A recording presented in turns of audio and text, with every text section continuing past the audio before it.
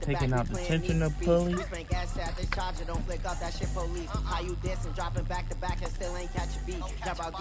Cooling ports. About to show y'all how to reinstall it back in. I'm gonna show y'all when I'm finished. In order to get this shit in,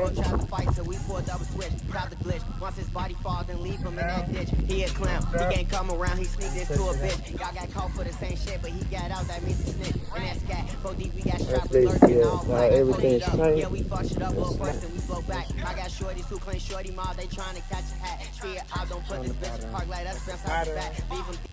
Make sure y'all like, comment, subscribe. This is on the Pontiac. It's a 3800 series. Number 2. Alright, everything done. And I did it for my man right here. You feel me?